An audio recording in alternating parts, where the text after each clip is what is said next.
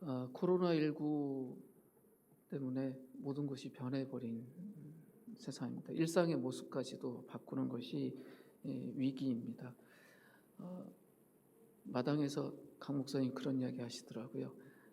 옆에 보지 말고 지금 온라인으로 예배하니까 앞을 보래요.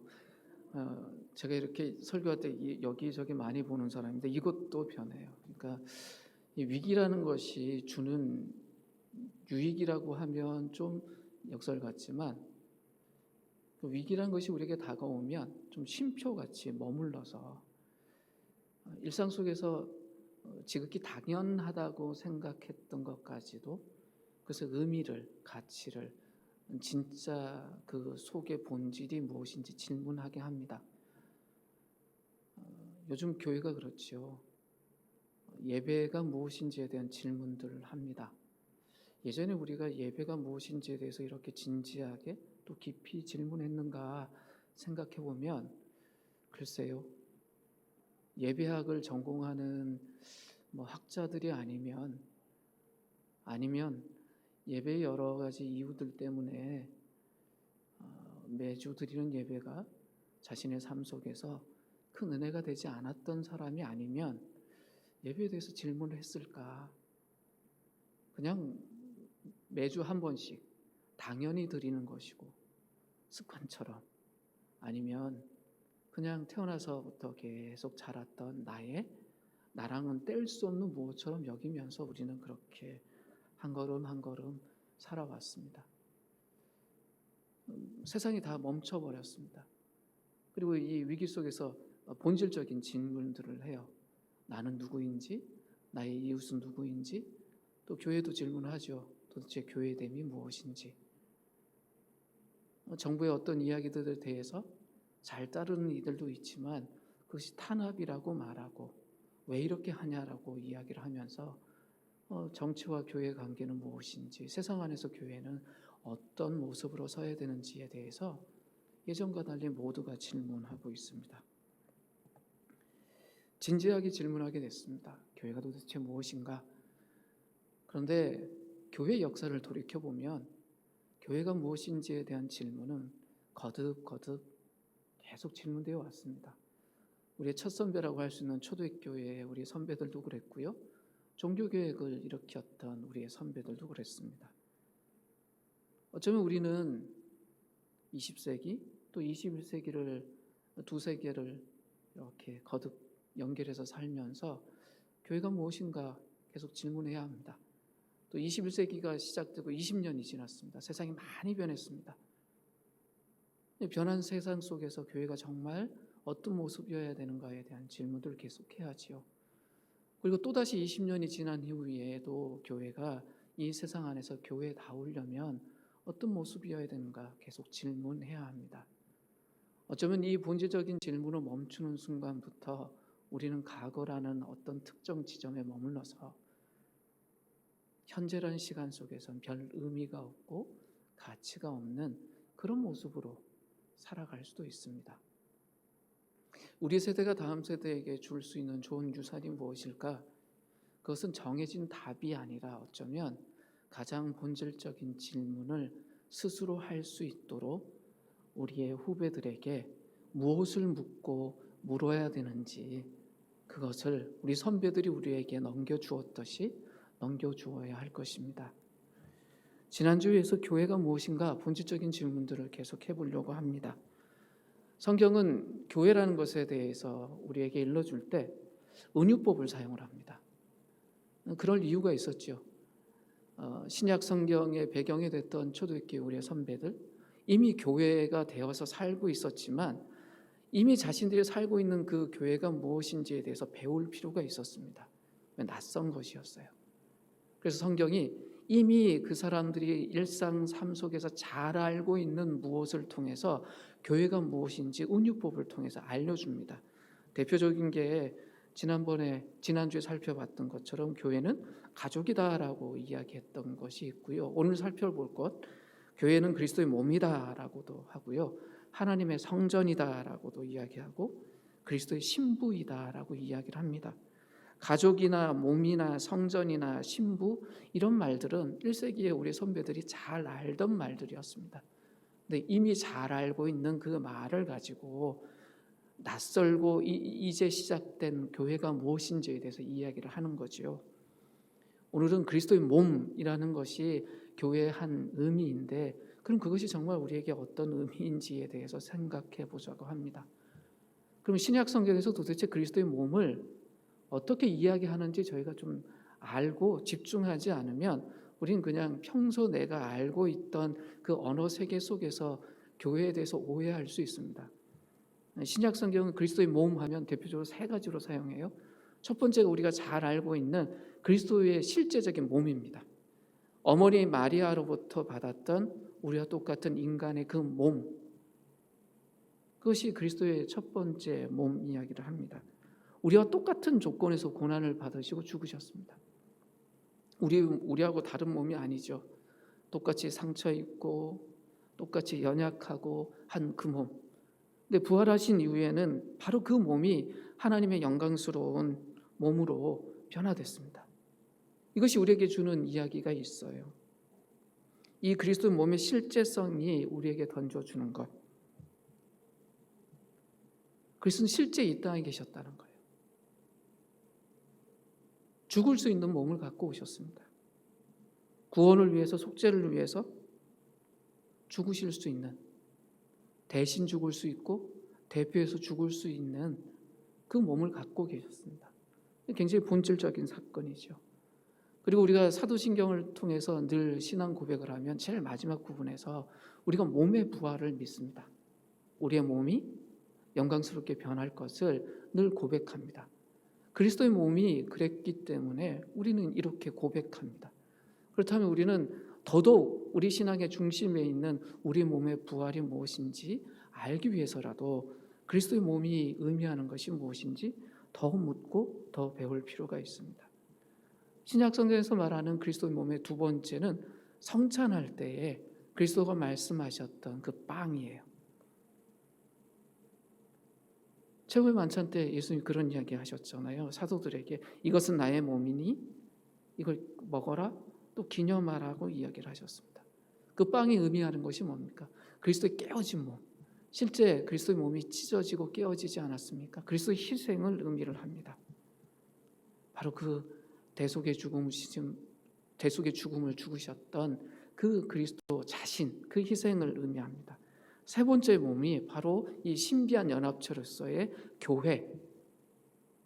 이 교회를 말할 때 그리스도의 몸이라고 이야기를 합니다. 그리스도의 이름을 부르고 세례에 의해서 그리스도의 죽음과 부활에 참여한 사람들의 공동체, 이 공동체를 그리스도의 몸이라고 이야기를 합니다. 그리스도의 생명하고 유기적으로 연결된 사람들, 이 공동체를 그리스도의 몸이라고 이야기를 합니다. 그러면서 오늘 읽었던 이 골로새서에 있는 말씀처럼 몸 가운데 머리는 그리스도고 그 머리에 연결된 우리들, 그리스도의 몸으로 연결된 우리들, 이 공동체가 바로 이 신비한 연합체가 그리스도의 몸이다라고 이야기를 합니다. 아까 교독했던 그 말씀 중에 마지막 18절, 20절 말씀을 같이 읽어볼까요? 같이 읽겠습니다. 그는 몸인 교회의 머리시라. 그는 근본이시요 죽은 자들 가운데서 먼저 나신 이시니 이는 친히 만물의 으뜸이 되려 하시며 아버지께서는 모든 충만으로 예수 안에 거하게 하시고 그의 십자가의 피로 화평을 이루사 만물고 땅에 있는 것들이나 하늘에 있는 것들이 그로 말미암아 자기와 화목하게 되기를 기뻐하심이니라. 이렇게 되어 있습니다. 골로새서 안에 특별히 1장 안에 이 교회의 본질에 대한 이야기를 끊임없이 이야기를 하십니다. 근데 골로새서 1장 처음이 이렇게 시작을 해요. 1장 2절에 보면 골로새에 있는 성도들 곧 그리스도 안에서 신실한 형제들에게 편지하노니라고 시작을 합니다. 바울이 골로새에 있는 성도들을 이렇게 부릅니다. 골로새에 있는 성도들. 왜 이렇게 불렀을까요? 특별한 지리적인 특성을 갖고 있습니다. 역사적인 특성을 갖고 있는 골로새에 있는 사람들이라고 부릅니다. 이분들은 가상의 공간이나 추상적인 개념 속에 있는 사람들이 아니라 실제 골로새라는 도시에 있는 분들이었습니다. 매우 구체적인 삶의 현장 안에 있었던 거죠. 만약 바울이 우리에게 편지했다면 어떻게 했을까요? 서울에 있는 성도들 혹은 서초구에 있는 성도들 이렇게 불렀을 겁니다. 동시에 바울은 그리스도 안에서 신실한 형제들이라고 불러요. 그리스도 안에서 신실한 형제들. 그리스도 안에 있다? 무슨 이야기입니까? 그리스도의 주권 아래 있는 이라는 이야기입니다. 그리스도의 주권 아래 있는 하나님의 백성들, 이 골로새에 있는 이 공동체의 새로운 정체성을 이야기합니다. 당신들이 골로새에 있고 동시에 당신들은 그리스도의 주권 아래에 있습니다 라고 이야기를 합니다. 왜 이런 이야기를 할까요? 이전에는 다른 것이 이분들의 정체성을 결정했다는 거예요. 혈혈이라는 기준, 역사적이고 문화적인 관계에 이어서 사람들의 정체성이 결정이 되었습니다. 그러나 이제 이 골로새에 있는 이 공동체는 골로새라는 그 역사적이고 특수한 상황 속에 있지만 동시에 그리스도의 주권 아래에서 새로운 정체를 가졌다라고 이야기합니다. 교회의 특징이 뭐냐? 동시에 두 곳에 존재하는 존재라는 것입니다. 골로새라는 특정한 도시 안에 있었습니다. 동시에 그리스도 안에 있었습니다. 하나님 나라 백성으로 사는데 골로새라는 구체적인 삶의 현장 안에서 있었습니다. 두 가지 실체 안에 그대로 있었던 존재이죠. 그리스도인의 정체성이 이렇습니다. 동시에 두 곳에 존재하는. 그리스도인인 우리는 삶의 현장에서 매일 책임 있게 하나님을 섬기는 존재입니다. 신약 성경에 이런 사람들에 대해서 아주 구체적인 특수 용어를 사용하는데 그것이 청지기입니다. 이 세상에서 하나님의 일을 섬기는 자들이라는 의미예요. 우리는 이중 시민권을 갖고 있죠. 하나님 나라의 시민이자 이 땅의 시민입니다. 이 땅의 시민이면서 동시에 하나님의 시민입니다. 사도 요한이 요한복음 1장 14절에서 그리스도에 대해서 이렇게 증언했습니다. 말씀이 육신이 되어 우리 가운데 거하심에 우리가 그의 영광을 보니 아버지의 독생자의 영광이요 은혜와 진리가 충만하더라 라고 되어 있습니다. 그리스도가 실제의 몸으로 이 땅에 계셨다라는 거예요. 실제의 몸을 갖고 진짜 세상에서 사셨습니다. 보고 만지고 들을 수 있는 진짜 몸을 갖고 계셨다는 겁니다. 그 당시 사람들은 예수님의 그 진짜 사역, 그 몸으로 이루어지는 그 삶과 사역을 통해서 하나님의 영광과 은혜와 진리를 경험할 수 있었습니다. 복음서의 모든 내용이 어떤 거냐? 그 역사 속에 사셨던 그 역사적 예수 그리스도에 대해서 직접 본 사람들, 인격적으로 관계했던 사람들의 신앙 고백을 담고 있는 것이 복음서입니다. 실제 이 땅에 사셨어요. 유대 땅에 오셔서. 가상의 유대 땅이 아니라 실제 유대 땅에 예수님이 몸을 입고 오셔서 성육신하셔서 사셨습니다. 그러면서 하나님 나라를 경험하게 하셨습니다. 그것이 그리스도의 몸입니다. 그런데 교회인 우리를 그 그리스도의 몸이라고 불러요. 어떤 의미일까요? 예수님이 그렇게 하셨듯이 그리스도의 몸인 교회도 이 역사적이고 구체적인 활동을 통해서 그리스도의 인격을 세상에 드러낸다라는 이야기입니다. 때문에 기독교는 교회는 끊임없이 지금 우리가 발을 붙이고 있는 이 땅에 대해서 질문해야 됩니다. 내가 살고 있는 이곳은 어떤 곳인가? 상황이 바뀌면 그 상황에 대해서 다시 물어야 되죠. 코로나19라는 위기가 왔습니다. 이전과 전혀 다른 상황이 벌어졌습니다. 그럼 질문해야 됩니다. 지금 우리는 어떤 것을 선택하는 것이 교회다운 것인가? 그리스도가 지금 이 땅에, 지금 이 서울에 계셨다면 어떤 행위를 하셨을까? 어떤 말씀을 하시고, 어떤 생각을 하시고, 어떤 나눔을 하시고, 어떤 격려를 하셨을까? 질문해야 됩니다. 그것이 그리스도의 몸으로 사는 첫 번째입니다. 그것이 우리가 삶의 현장 안에 있으면서 우리의 삶의 현장을 떠나지 않고 삶의 현장 안에 있으면서 동시에 그리스도의 주권 아래에 사는, 두 곳에 동시에 존재하는 존재로서 사는 길입니다. 그리스도께서 하셨던 것처럼, 골로새 성도들, 우리의 선배들이 했던 것처럼 우리는 우리의 삶의 현장에서 그리스도의 몸으로 살아가야 합니다. 이것이 교회의 존재 이유입니다. 1장 18절에서 바울이 이런 이야기를 해요. 그는 몸인 교회의 머리시라. 그가 근본이시요 죽은 자들 가운데서 먼저 나신 이시니 이는 친히 만물의 으뜸이 되려 하심이요라고 되어 있습니다. 교회가 교회되게 하는 가장 근본적인 기준이 뭐냐? 그리스도가 머리이기 때문에 가능하다는 거예요. 가만히 한번 생각해 보십시오. 저라는 사람을 한번 보십시오. 머리만 바꿀 수 있다면, 말이 안 되지만 상상을 한번 해보십시오. 머리만 통째로 바꿀 수 있어서 다른 머리를 올려놓는다 그러면 저라는 인격이 어떻게 될까요? 파스칼이 이런 이야기를 하더라고요. 팔이 잘린 사람을 상상해봐라. 그러면 어느 쪽이 사람이냐? 잘려나간 팔이 사람이냐? 아니면 남아있는 몸이 사람이냐? 뭐라고 대답하시겠어요? 팔은 잘려나가도 남아있는 몸, 이걸 우리는 사람이라고 할 겁니다. 근데 또 질문해요. 그럼 머리가 잘린 사람을 한번 상상해보자.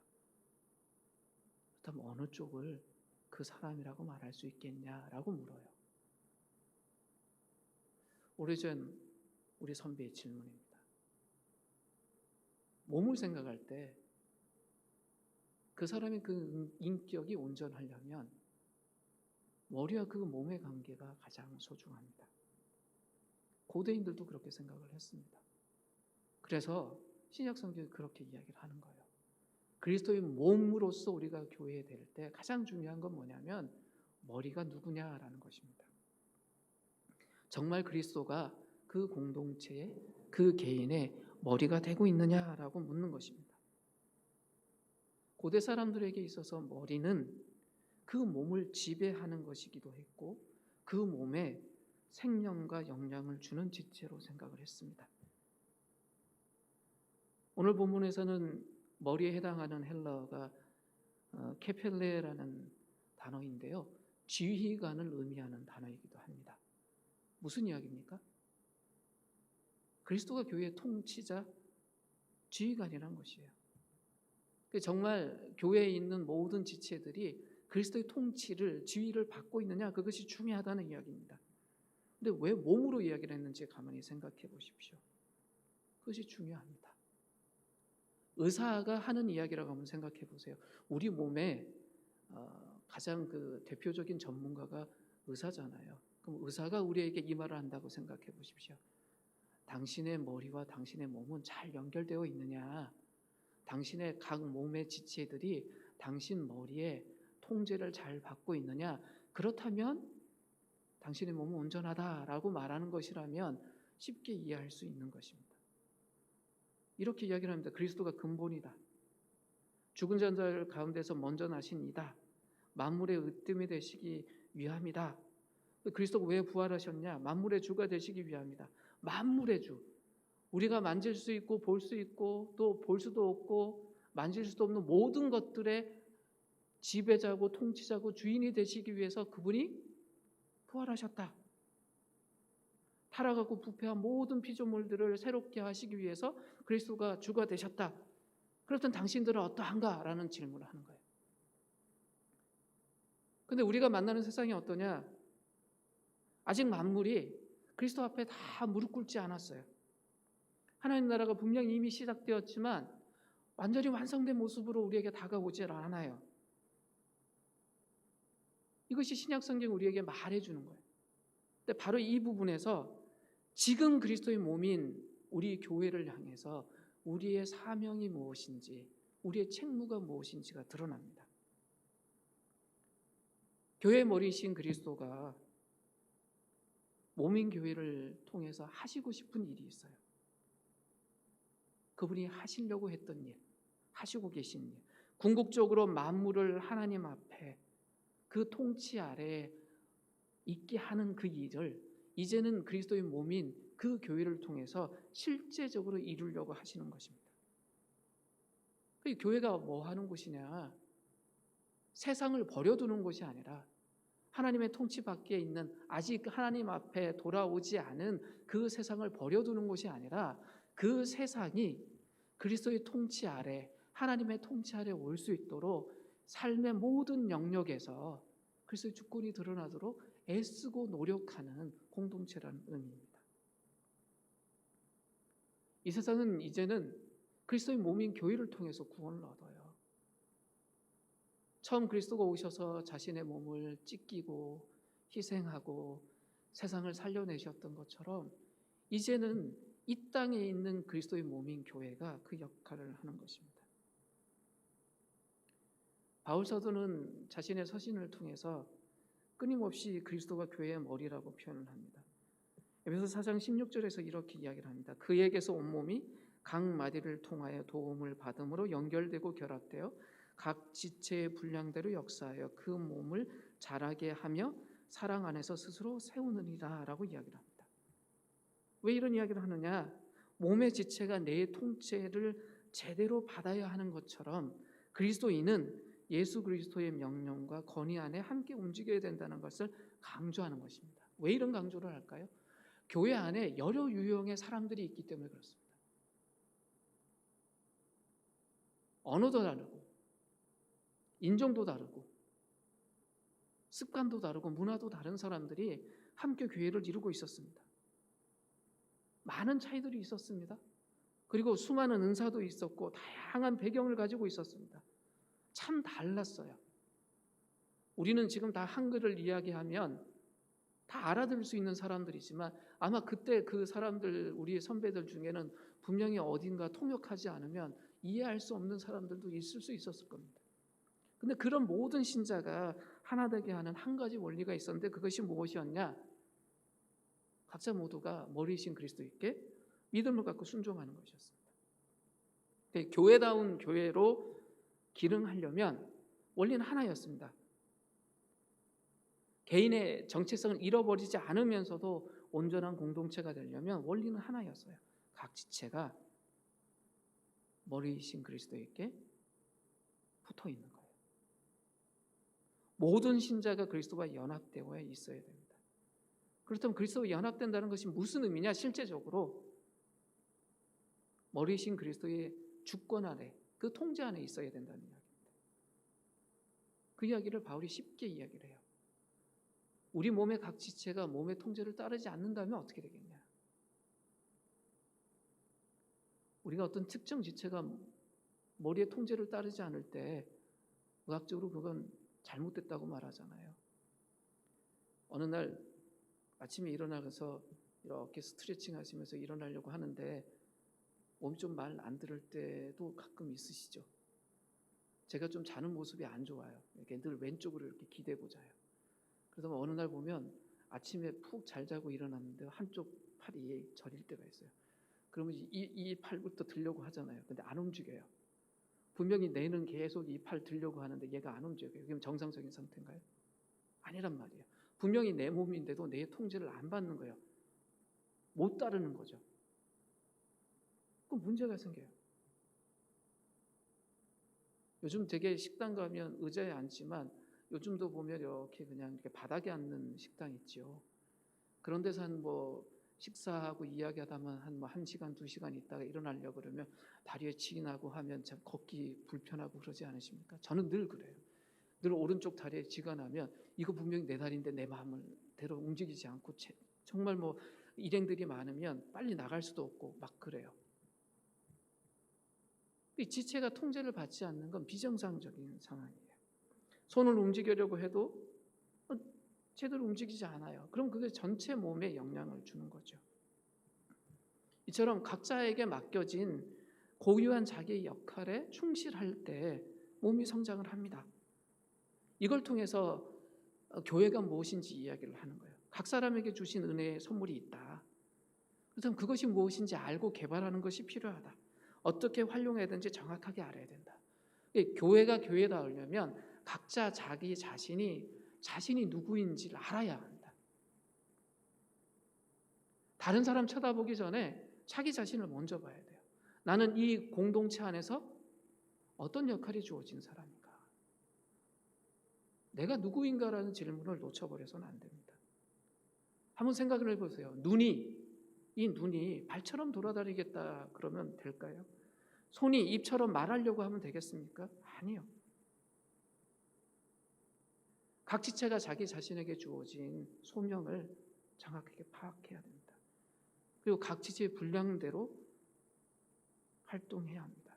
그러면 자기 자신에게도 유익이 있고 전체 공동체도 살릴 수 있습니다.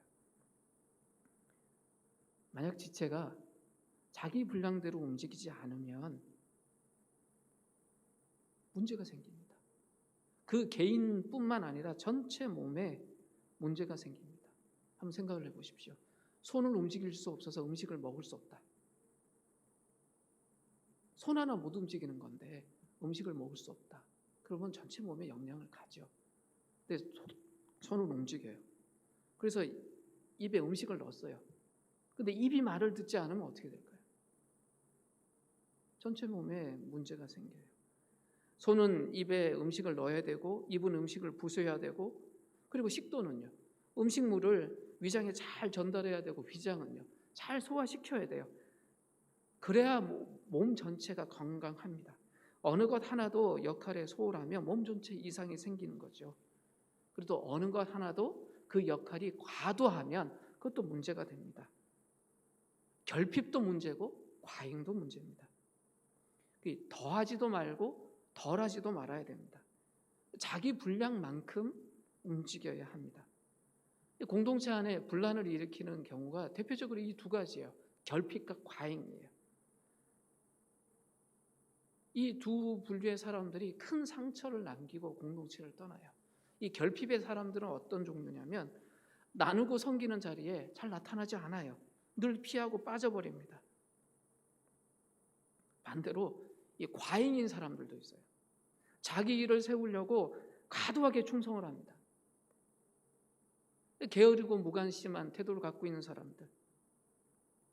이런 사람들이 주변에 있으면 어때요? 정말 자기 분량대로 섬기는 사람들의 기운을 쏙 빼놔요. 저 사람은 왜 저렇게 섬김을 받으려고만 하지?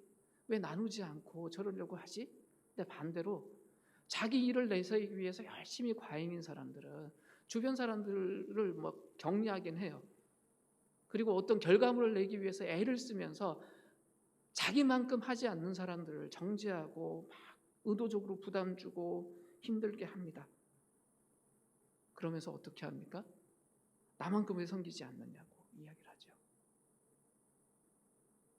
각 지체가 자기 분량만큼 제대로 역할하면 몸은 성장합니다. 근데 성경은 동시에 이런 이야기를 해요. 각 지체가 각 역량만큼 움직이는 그들을 향해서 공로의식을 가져서는 안 된다라고 이야기를 합니다. 그래서 2장 19절에 이런 말씀이 있습니다. 온몸이 머리로 말미암아 마디와 힘줄로 공급압을 받고 연합하여 하나님이 자라게 하심으로 자라느니라 이렇게 이야기를 해요. 각 지체들이 자기 분량대로 역할하면 성장해요. 근데 그 성장은 성장의 과정이지 성장의 근거는 아니라는 겁니다. 성장의 근거는 오직 하나님께 있습니다. 마태복음 6장 26절에서 예수님이 이런 말씀을 하셨습니다. 공중의 새를 보라 심지도 않고 거두지도 않고 창고에 모아들이지도 아니하되 너희 하늘 아버지께서 기르시니라 이렇게 이야기하세요. 공중의 새나 들의 백합화나 그 어떤 피조물도 자기 노력과 자기 힘으로 자라지 못한다. 이것이 예수님의 말씀이에요. 모든 피조물들의 성장은 하나님의 도우심 때문에 이루어지는 것이다 라고 이야기를 해요. 바울 사도도 같은 맥락에서 고린도전서 3장 6, 7절에서 이런 이야기를 합니다. 나는 심었고 아볼로는 물을 주었으되 오직 하나님께서는 자라나게 하셨으니 그러즉 심는 이나 물 주는 이나 아무것도 아니로되 오직 자라나게 하시는 이는 하나님뿐이니라 라고 이야기를 합니다. 바울이나 아볼로나 인간 사역자들의 역할 중요합니다. 그들이 없었다면 제대로 성장하지 못했겠죠. 그러나 가장 근거가 되고 핵심이 뭐냐? 하나님이 입히시고 먹이시고 성장하게 하셨다는 겁니다. 이 성장을 위해서 하나님이 여러 도구를 사용하시는 겁니다.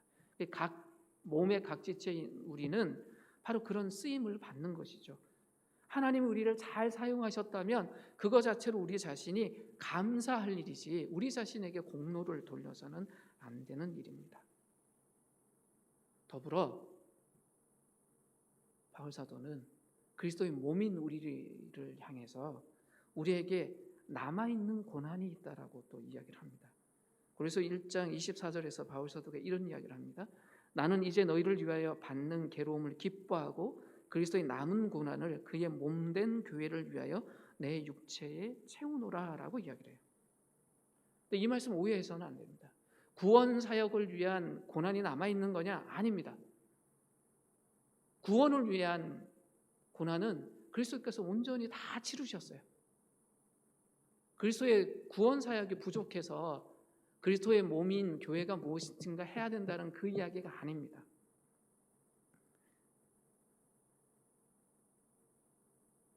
이 말씀은 이 땅에서 그리스도의 몸으로 살기 때문에 필수 불가결하게 그리스도의 몸인 교회가 만날 수밖에 없는 고난에 대한 이야기입니다. 고린도후서 4장 10절 12절에서 바울이 이런 이야기를 합니다. 우리가 항상 예수의 죽음을 몸에 짊어짐은 예수의 생명이 또한 우리 몸에 나타내게 하려 함이라. 우리 살아있는 자가 항상 예수를 위하여 죽음에 넘겨짐은 예수의 생명이 또한 우리 죽을 육체에 나타내게 하려 함이라. 그런즉 사망은 우리 안에서 역사하고 생명은 너희 안에서 역사하느니라. 이런 이야기를 해요. 그리스도의 남은 고난이 바울과 그리스도 사이에 또 그리스도와 교회 사이에 신비한 연합을 가능케 한다라고 이야기를 해요. 이제는 세상에 있는 그리스도의 몸인 지체인 바울 그리고 교회가 그리스도가 당했던 그 고난을 당한다는 겁니다. 그리스도가 세상에서 거부당하셨습니다. 박해받으셨습니다. 그렇게 시작된 그 고난이 이제는 모든 신자가 세상 속에 그리스도의 몸으로 존재한다면 그것을 경험하게 되고 그 교회 안에서 그 고난이 완성된다는 것입니다. 예수님이 이미 이 고난에 대한 이야기를 하셨어요. 요한복음 15장에서 이런 이야기 하셨습니다. 사람들이 나를 박해하였은즉 너희도 박해할 것이다. 내 말을 지켰은즉 너희 말도 지킬 것이라. 그러나 사람들이 내 이름으로 말미암아 이 모든 일을 너희에게 하리니 이는 나를 보내신 이를 알지 못함이라. 무슨 이야기입니까? 그리스도가 이 땅에서 고난 받으셨던 것처럼 이 세상에서는 그리스도의 몸인 교회가 박해를 받을 것이라는 거예요.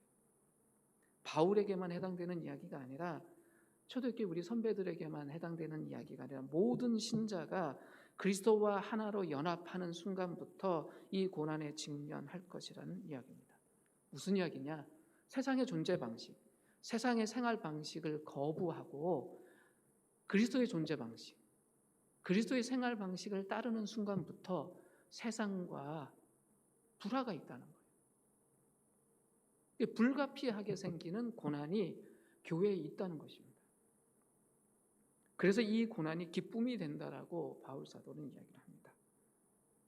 그런데요, 만일 그리스도인들이 교회가 그리스도의 몸으로 살지 않으면, 달리 말하면 그리스도의 존재 방식, 그리스도의 생활 방식으로 살지 않으면 이 고난은 해당되지 않습니다. 아무리 스스로 자신이 그리스도의 몸이라고 생각하지만 세상 속에서 고난이 하나도 없다면 질문해 봐야 됩니다. 왜 세상이 나하고 부딪힘이 없는가? 이 땅에서 그리스도의 몸으로 살지 않아서 그럴 수 있습니다. 그리스도의 몸으로서 교회를 말할 땐 실제 이 구체적인 이 세상 안에서 구체적이고 가시적인 결과를 이루기 위해서 그리스도의 몸으로 행동하는 공동체를 의미하는 것입니다. 그냥 상상 속에, 그냥 이상 속의 공동체가 아니라 실제 이 세상 속에 자신들이 매일 호흡하고 사는 그 일상 안에서 정말 그리스도의 몸인가라는 질문입니다.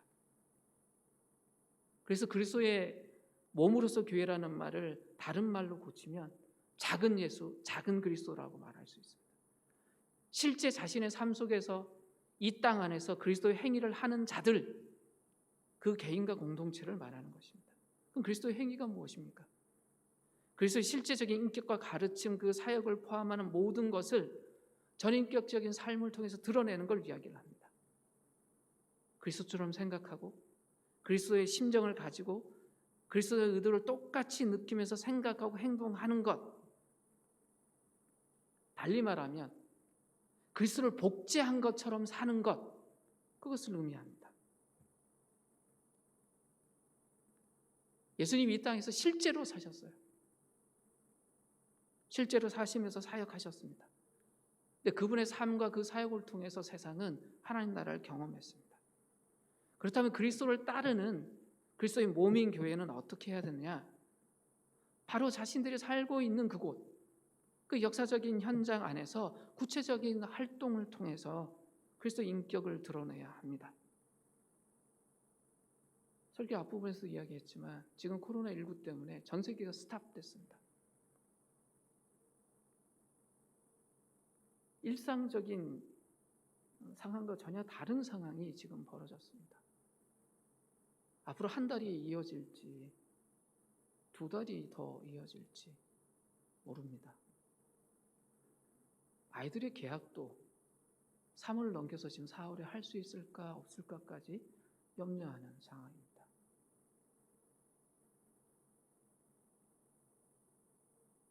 그렇다면 우리가 어떻게 살아야 될까? 질문해야죠. 지금 세상은 이 땅에 있는 그리스도의 몸, 매일같이 눈으로 볼 수 있는 이 교회를 통해서 그리스도를 만납니다. 가시적으로 그리스도를 드러낼 수 있는 유일한 통로가 무엇이냐면 그의 몸인 교회예요. 예수 그리스도 성육신한 하나님이었기 때문에 예수님이 그랬잖아요. 나를 본 자는 하나님을 본 자다. 맞습니다. 그분이 몸을 갖고 있는 분이었기 때문에 사람들이 가시적으로 그분을 볼 수 있었어요. 하나님을 봤어요. 근데 이제는 성육신적인 삶을 살아야 되는 그 그리스도의 몸인 교회, 이 교회를 통해서 하나님을 볼 수 있도록 해야 하는 것입니다. 근데 요즘 세상이 어떤 거예요? 다 연결된 것 같아요. 스마트폰 하나 들면. 근데 그 네모만 쳐다보고 있어요. 실제 옆에 있는 사람들이 어떤 고통과 어떤 아픔을 갖고 있는지 잘 몰라요. 대화하지 않아요. 다가가지 않습니다. 필요에 따라 연결되어 있는 그 관계 속에 있는 사람들만 그냥 소중히 여겨요. 적당히. 피터 버거라는 사회학자가 있는데요. 그분이 현대인들에 대해서 이렇게 이야기했습니다. 어디에나 소속되어 있지만 어디에서 소속되어 있지 않은 영적 노수 상태로 살아간다라고 이야기했어요. 이 공간에 있는 분들은 대부분 스마트폰 없을 때 젊은 시절을 보내셨잖아요. 저희도 스마트폰 없어도 살았어요. 그때 서로가 서로에게 만났을 때 어떻게 대했는지 한번 생각해 보십시오. 우리 인터넷 없어도 살았습니다. 근데 요즘 이런 생각을 해요. 만약 인터넷이 없는 상황에서 이 코로나19가 우리에게 다가왔으면 어떻게 됐을까? 온라인 예배는 상상도 못할 거 아닙니까? 그렇다면 우리의 질문이 또 달라졌을 텐데, 또 우리에게 가까이 있는 사람들에게 다가감도 또 달라졌을 텐데, 이 땅에서 우리가 온전한 그리스도인으로 살려면, 온전한 그리스도의 몸으로 살려면 각 사람 한 사람 한 사람이 그리스도 안에서 온전해져야 됩니다.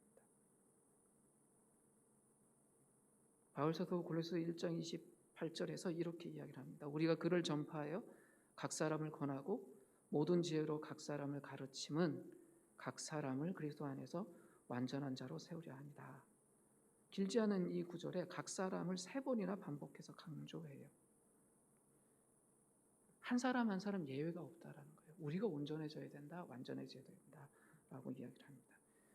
근데 여기 완전한 자 할 때 완전한으로 이 번역된 헬라어 이 텔레이온이라는 단어인데 이 단어가 참 번역하기 어려운 단어입니다.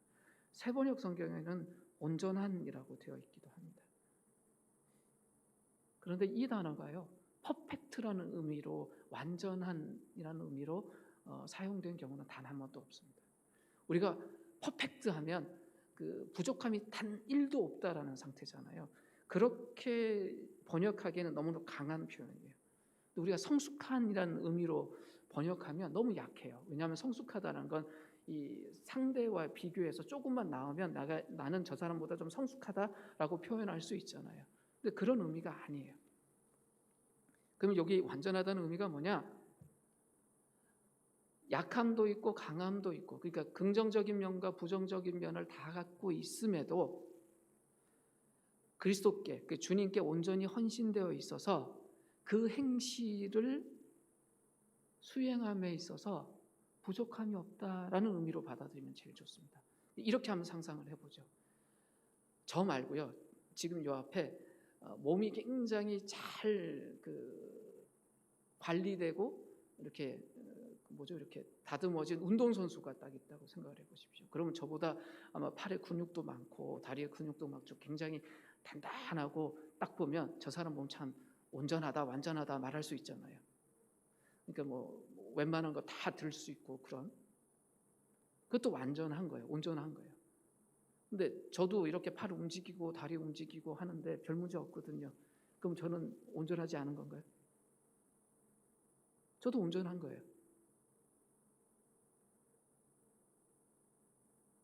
자기 기능을 온전하게 수행할 수 있는 지체라면, 머리의 통제를 받아서 그것을 뭐라고 말하냐?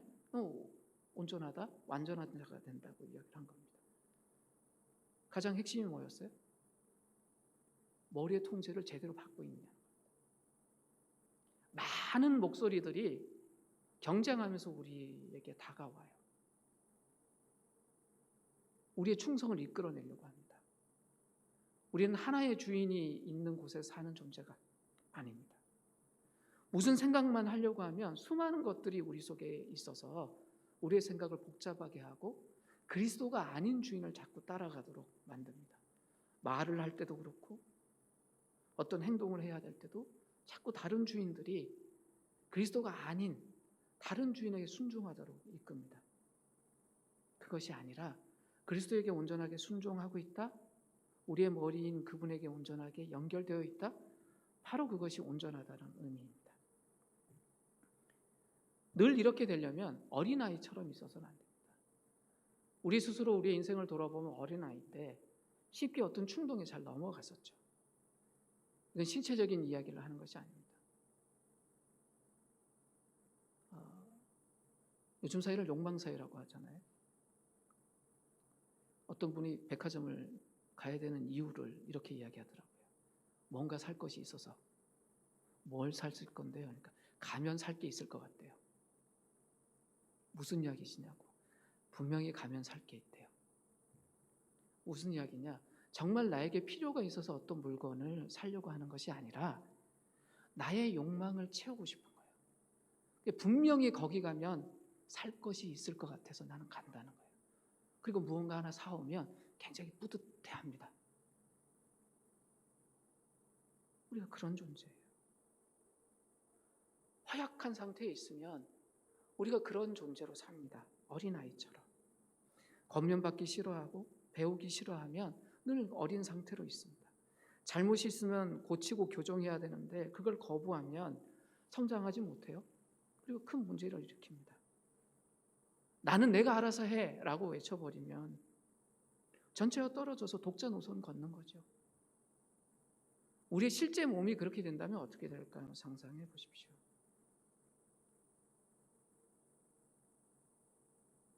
몸의 어떤 부분이 몸 전체에 대해서 그렇게 외쳐버리는 거예요. 나는 내가 알아서 해.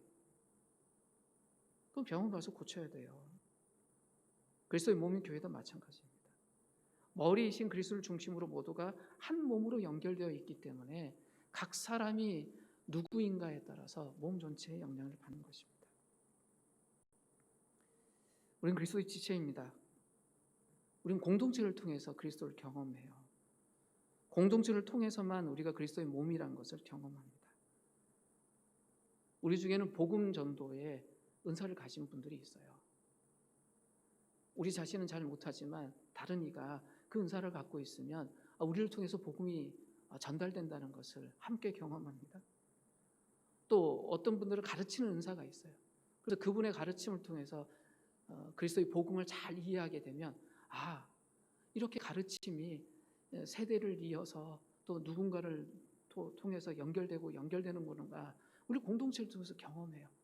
또 우리 중엔 신유의 은사가 있는 분들도 있습니다. 우리 자신은 없지만 그분들을 통해서 일어나는 그 기적을 함께 체험하면서 우리 속에 그런 기적이 일어나는 곳이구나. 공동체를 통해서 우리가 그걸 경험합니다. 우리가 그렇게 하나로 연결되어 있을 때 정말 이 땅 안에서 역사를 이루어내는 그리스도의 몸을 우리가 경험하는 것입니다. 그리스도의 몸을 정말 만질 수 있는 그 경험은 온 지체가 함께 그리스도에게 연결되어 있을 때예요. 그 중에 가장 눈에 띄게 감각적으로 경험할 수 있는 하나의 일이 있습니다. 그게 뭐냐면 성찬입니다. 함께 우리가 성찬을 나눌 때 우리가 그리스도의 몸이라는 걸 경험해요. 이건 그리스도가 의도하신 거예요. 최후의 만찬 때 이 성찬을 베푸시면서 그리스도가 이야기하셨던 거예요. 그리스도의 몸을 기억하라고. 우리가 성찬을 받을 때마다 그 빵이 그리스도의 몸이라고 우리가 믿음으로 고백하고 받아들이죠. 그러면서 우리 모두가 그 그리스도의 몸이라는 것을 확인합니다. 그러면서 우리가 기억하죠. 이 찢긴 이 빵이, 이 몸이, 이 그리스도의 몸이 우리를 살리셨다. 이것 때문에 우리가 한 지체가 되었다, 한 몸이 되었다 생각합니다. 더불어서 또 한 가지 의미를 줍니다. 그렇게 찢긴 빵이 우리를 살렸던 것처럼 이제 우리가 그리스도의 몸으로서 세상을 살려야 된다. 세상을 살리는 생명의 빵 조각이 되어야 된다. 그것을 경험하게 되는 것입니다. 작은 그리스도, 작은 예수가 이 땅에서 지금 해야 되는 일이 무엇이냐? 그리스도의 몸으로서 세상의 생명의 조각이 되는 것입니다. 성찬을 받을 때마다 두 가지 의미가 있습니다. 내 자신이 그리스도와 연합한 그리스도의 몸이라는 것을 확인하는 것. 또 하나, 그렇기 때문에 세상 속에서 그리스도의 몸답게 살아야 된다라는 새롭게 결단하고 각오하는 것입니다. 우리가 그리스도를 대신해서 이 땅에서 그리스도의 몸으로 삽니다. 세상의 모든 사람들은 이제 우리를 통해서 그리스도의 생명을 경험합니다. 각 사람이 온전히 그리스도와 연합되어 한 공동체가 되어 있을 때 다른 목소리가 아니라 오직 그리스도의 목소리에 흔들림 없이 충성하며 살아갈 때 그때 세상이 그리스도의 생명을 경험합니다. 우리가 실패하면, 우리 개인이나 우리 공동체가 실패하면 우리의 실패로만 끝나는 것이 아니라 지금 우리가 구체적으로 살고 있는 이 세상의 실패가 되는 거예요. 한국교회가 왜 욕먹습니까? 한국교회를 바라보는 세상의 기준이 잘못돼서 그런가요? 아니, 세상 사람들이 제대로 된 기준을 갖고 있다고 생각하는 그 자체가 이상한 거예요. 그들은 그들의 기준을 가지고 보겠지요. 그들의 이성과 그들의 양심을 가지고 있을 겁니다. 근데 우리는 그들을 탓하는 자들이 아니라 그들에게 옳음이 무엇인지, 생명이 무엇인지를 보여야 되는 사람들이에요. 그래서 그들이 우리의 모습 속에서 매력을 느껴야 됩니다. 저것이구나. 저것이 옳은 것이고 저것이 생명의 삶이구나. 그래서 부러워서 정말 그것을 취하고 싶어서 다가오도록 만들어야 됩니다. 그리스도가 이 땅에 사시면서 성장해 가실 때 모든 사람들이 그리스도를 보고 와, 멋있다라고 반응했다라고 요한 사도가 이야기하지 않습니까? 이 이야기를 우리에게 왜 던져줍니까? 교회가 그렇게 성장해 가야 된다는 거예요. 우리의 삶 속에서 이제는 우리가 그리스도의 몸으로 그리스도의 모습을 보여주면서 사람들 앞에 그렇게 나서야 된다는 겁니다. 우리는 그리스도의 몸입니다. 날마다 머리이신 그리스도와 연합하여 우리의 삶의 현장에서 그리스도의 몸으로 사는 자들입니다. 생명 모르는 자들, 그래서 생명이 배고픈 자들에게 생명을 나눠주는 그리스도의 몸입니다. 지금 이 시간 우리 자신 한번 돌아봤으면 좋겠어요. 생명 없는 자들에게 나는 생명을 나눠주기에 쓴 사람인지, 아니면 나의 생명을 자랑하기만 한 사람인지. 그리스도 오심으로 세상이 정죄받았죠. 그러나 정죄가 끝이 아니었습니다. 그 제 안에 있는 사람들을 구출하고 구원하는 것이 그리스도의 목적이고 그분의 삶이었습니다. 그렇다면 이 땅의 교회가, 교회된 우리가 이 세상을 향해, 서로를 향해 어떤 모습이어야 될까 한번 생각해 보십시오. 세상을 살리는 생명의 떡이어야 합니다. 우리의 삶과 우리의 사역을 통해서 세상에 그리스도를 만날 수 있도록, 그래서 그들도 우리처럼 하나님 나라를 소망할 수 있도록 매일의 삶 속에서 우리의 삶과 기도가 이제는 성숙을 향해서 변해가야 될 때입니다. 이제는 잠시 기도할까요? 각자 잠시 자신을 돌아보면서 짧게 기도하셨으면 좋겠어요. 생명의 떡으로서 나는 살고 있는가? 신비한 연합체인 교회 안에서 난 지체로서 내 분량대로 내가 해야 될 역할을 제대로 섬기고 있었나? 이제 새로운 환경 속에서 그리스도의 몸으로서 우리는 어떤 질문을 하고 어떻게 살아가야 하는가? 이것을 가슴에 품고 잠시 기도하겠습니다.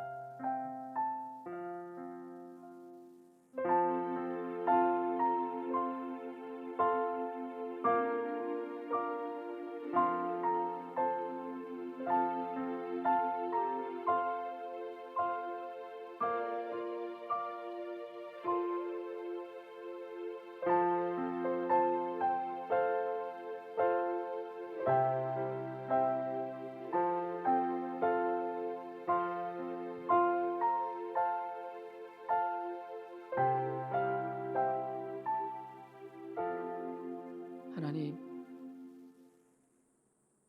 이전에 경험하지 못했던 위기가 전 세계를 덮고 있습니다.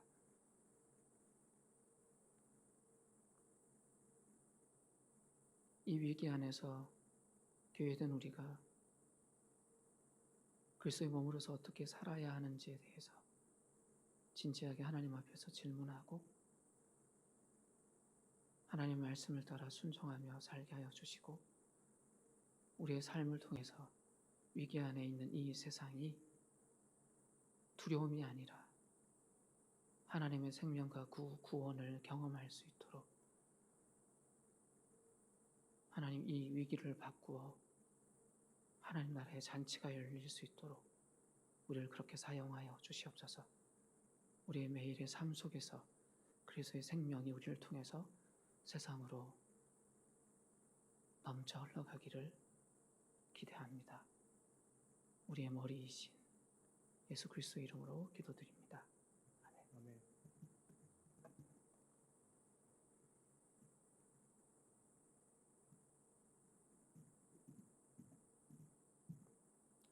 김건주